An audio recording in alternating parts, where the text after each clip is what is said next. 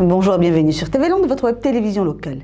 Au sommaire du journal de ce vendredi 10 avril, casse-tête demain, le tournoi de Kilian à Saint-Vincent-de-Tyrosse, rencontre avec une céramiste à Léon, chasse aux œufs à Moliette.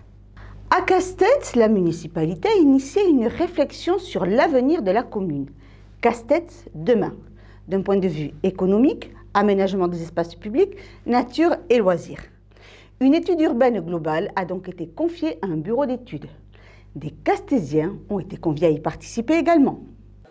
Sur la centaine de Castésiens invités, une petite moitié représentative de la population de la commune, commerçants, artisans, industriels, présidents d'associations, retraités et jeunes actifs, ont participé à des ateliers thématiques où ils ont pu exprimer leur vision de Casse-tête demain.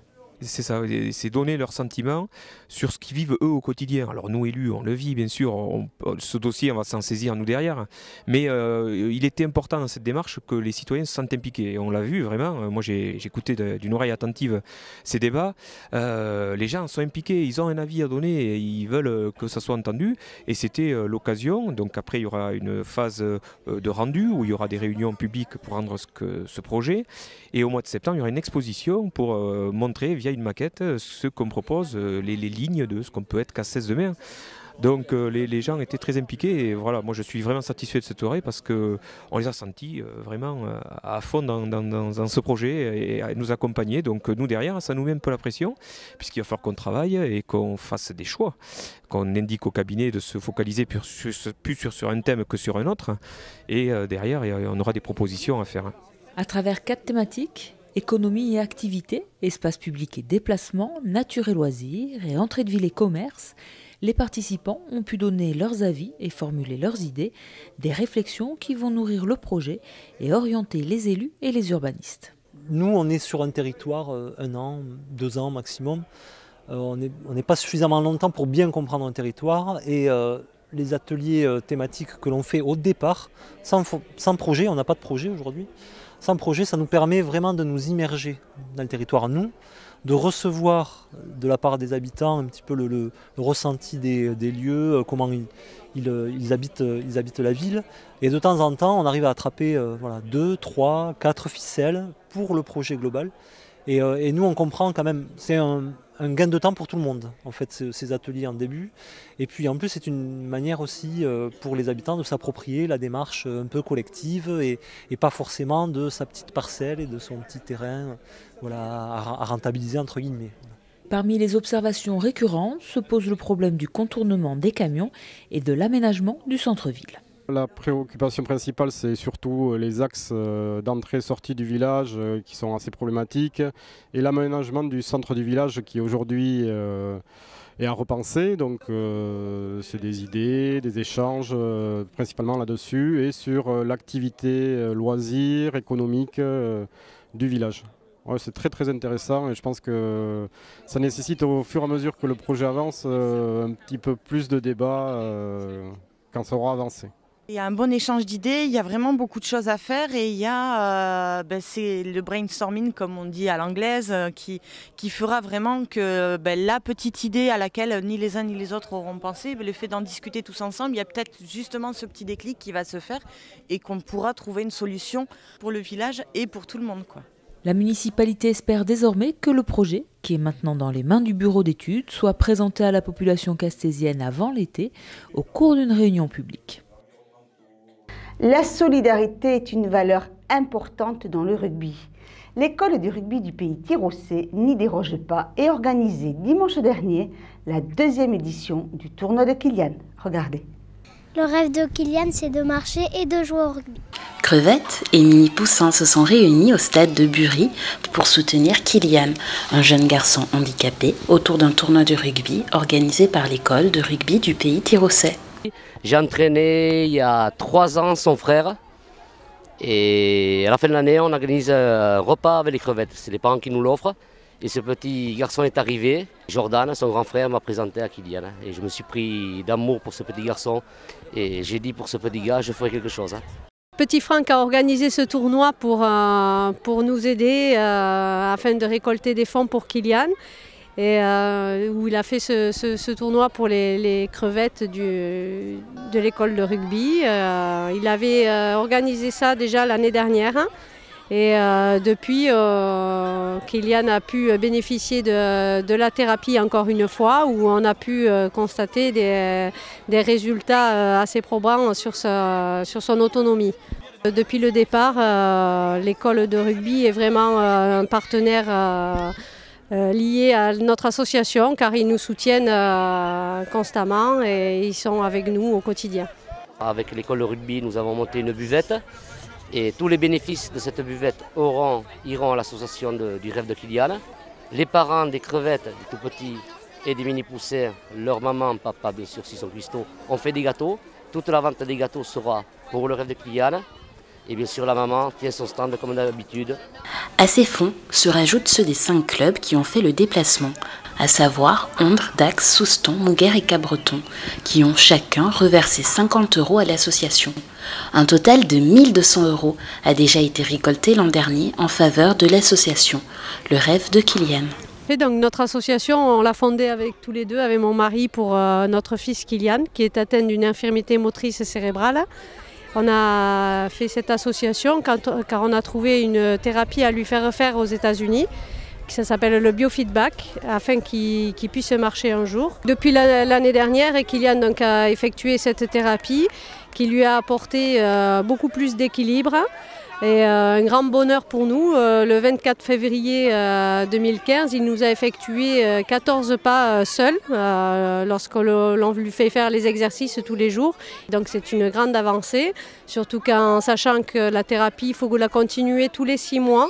Pour pouvoir arriver à réaliser le rêve de Kylian et le nôtre, qu'il puisse marcher un jour. Et donc nous y retournons bientôt au mois d'avril. Et du fait qu'il ait fait ses premiers pas avant le départ, va permettre donc à la thérapie, le biofeedback, de pouvoir travailler sur d'autres choses et pouvoir le faire avancer encore un peu plus. C'est que du bonheur de voir ce petit garçon qui au début ne marchait pas, rampait, salivait partout, et maintenant qui s'exprime, qui tient plus de 20 minutes debout tout seul. C'est un progrès énorme. De nombreux événements sont organisés tout au long de l'année afin de récolter les fonds nécessaires au traitement. On vous invite à venir nous rejoindre lors de l'omelette au piment organisée par le Soustaritz qui aura lieu le premier jour des fêtes de Tyros. Retour sur le parcours d'une céramiste à la Journée européenne des métiers d'art de Léon. Cet artiste nous raconte l'histoire de ses œuvres. Je suis sculpteur céramiste. Et au départ en autodidacte, et après je me suis formée pour le tournage. Pratiquement de suite, j'ai commencé à me mettre à travailler la terre. Chaque source d'inspiration peut parfois venir de loin. En 2008, je suis allée avec mon grand-père visiter le camp où il a été déporté. Le fait d'avoir fait ce voyage, c'est pas un voyage de loisirs, quoi, dirons-nous. C'est assez difficile. Mais le fait d'y être, le fait qu'il raconte, il y a plein de choses qu'on ne connaît pas vraiment. Après ce voyage, j'ai réalisé les pièces que j'avais fait en croquis, une façon d'exprimer ce que j'ai pu ressentir. Et petit à petit, au fur et à mesure des années, j'ai simplifié de plus en plus mes personnages. Il y avait de moins en moins de détails. Une histoire qui continue sous bien d'autres formes naturelles. Je continue la sculpture, mais de façon un peu encore différente, que je n'ai pas présentée là. Mais aujourd'hui, ce que je présente, c'est plutôt un travail plutôt autour de la nature, des champignons, des choses comme ça. Voilà, au départ, c'est parti sur l'inspiration des champignons des cœurs, qui s'appellent les cœurs de sorcières. Voilà, il y a encore des pièces nouvelles qui arrivent. Elle foulera donc la terre à la recherche de nouvelles idées et qui, on l'espère, prendra toujours forme au fil des années. Avez-vous fêté Pâques le week-end dernier? À Moliette, et petits et grands, étaient conviés à une chasse aux œufs. Dimanche 5 avril, petits et grands se sont rassemblés devant l'office du tourisme de Moliette, munis de paniers et de sacs, pour partir à la conquête du jardin du château, qui regorgeait de trésors chocolatés. Ce matin, on a fait une chasse aux œufs pour les enfants. C'est la deuxième année qu'on fait ça, donc on cache des œufs tout simplement dans le parc du château à Moliette. Et ensuite on essaye de répartir, pour que tout le monde ait sa chance, on essaye de répartir les œufs sur différentes zones suivant les âges, pour que les enfants puissent tous trouver quelque chose. Et comme il n'y a pas d'âge pour le chocolat, les adolescents aussi avaient la possibilité de gagner des œufs de Pâques. L'année dernière, on s'est rendu compte que les grands cherchaient aussi, enfin aider les petits frères, mais du coup c'est eux qui cherchaient. Donc on a essayé cette année de pallier à ça en proposant des petits jeux, des petits défis pour les plus grands. Et que eux puissent aussi gagner leurs œufs. Il y avait le palais hollandais où là c'était celui qui faisait le maximum de points. Et ensuite il y avait un tangram, il fallait reproduire une forme de lapin dans un minimum de temps. Et ensuite on a aussi caché dans tout le parc, dans les différentes zones, on a caché des objets. Il fallait le ramener au bar pour pouvoir gagner une poule, un lapin. Voilà. J'ai joué au truc là. J'ai joué à ça et ensuite j'ai attrapé le lapin. Attraper les lapins voleurs d'œufs, telle était l'ultime mission de cette matinée animée. Voilà, c'est vrai qu'on a lancé ça un peu au hasard l'année dernière et c'était tellement rigolo qu'on s'est dit qu'on allait le refaire. Il nous restait des œufs et pour les gagner, il faut attraper les 2 lapins. On a 2 lapins qui se promènent pendant toute la chasse, qui se promènent dans le parc. Et il faut attraper les lapins, donc c'est rigolo. On a tous les enfants qui courent après les lapins pour essayer de récupérer les derniers œufs.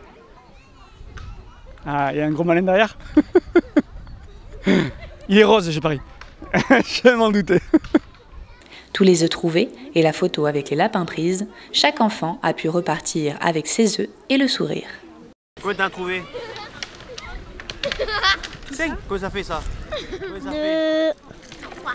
5. 3, 5. Non, 3. Tu les as mangés? T'en as trouvé combien? Beaucoup? Beaucoup.